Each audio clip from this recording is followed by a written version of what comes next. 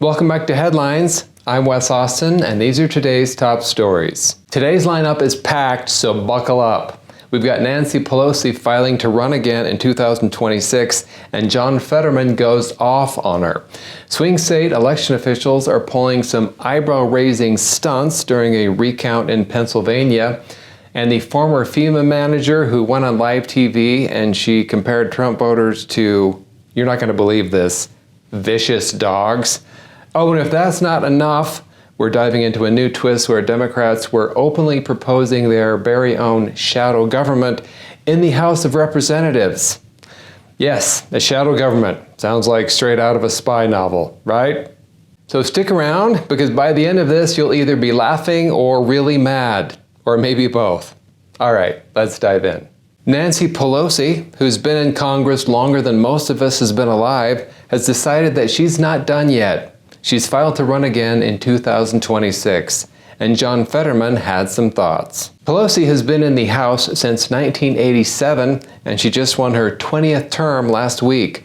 Pelosi's been in office so long, she remembers when the Constitution was just a draft. Democratic Senator John Fetterman put her on blast.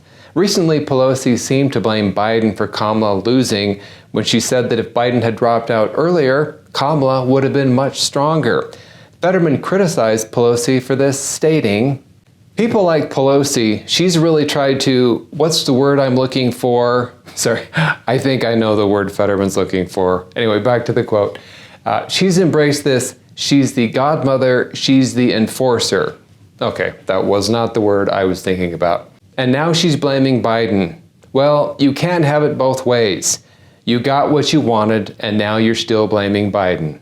I agree with Fetterman. Pelosi blaming Biden is like the arsonist complaining about how the fire department handled things. Then Fetterman shared his thoughts on Pelosi running again. "I think it's really ironic that you have a woman at age 84 and she is still hanging on. Why not give a younger generation an opportunity to occupy that seat?" At 84, Pelosi is the only politician whose campaign ads might come with a Life Alert subscription. The Democrats keep talking about generational change, but every time you look at their lineup, it's like they're hosting a reunion tour for the class of 1940. In Bucks County, Pennsylvania, Democrat commissioners voted to allow undated and misdated ballots to be counted, like they're playing a game of who can ignore the law the best.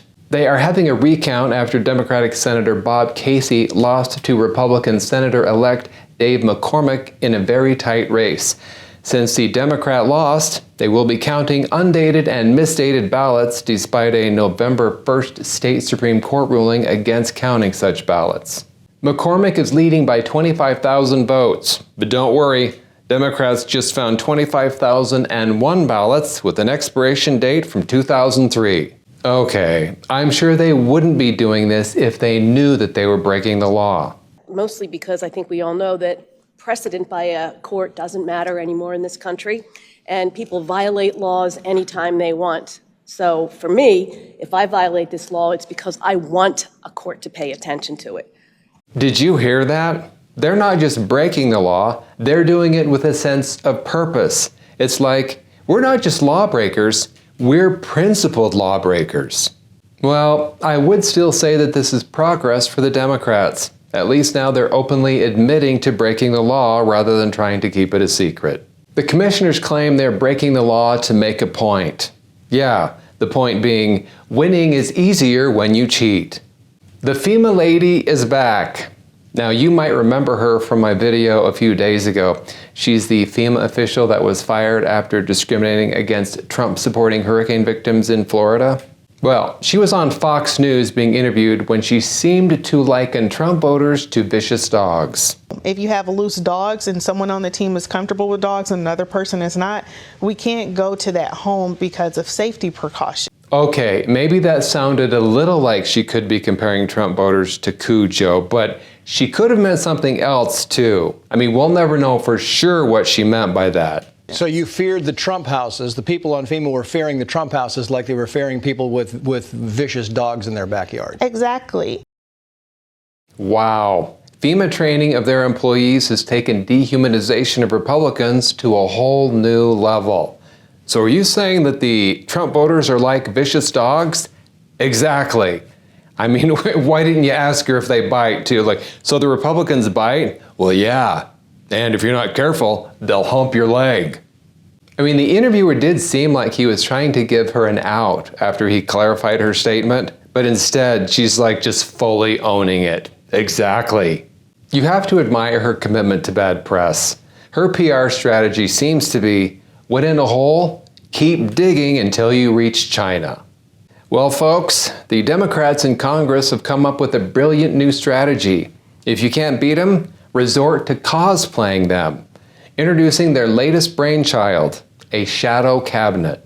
There are Democrats in Congress openly proposing that they form a shadow government to try to sabotage the incoming President of the United States.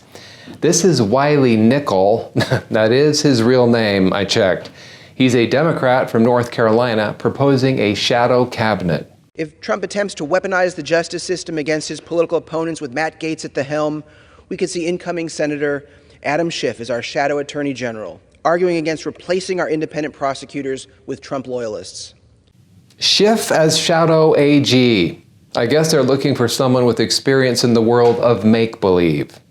If Trump orders Marco Rubio to hand Ukraine and much of Eastern Europe to Russian President Vladimir Putin, Congressman Greg Meeks, as Shadow Secretary of State, could be a strong voice in support of maintaining international relationships and protecting democracy at home and abroad.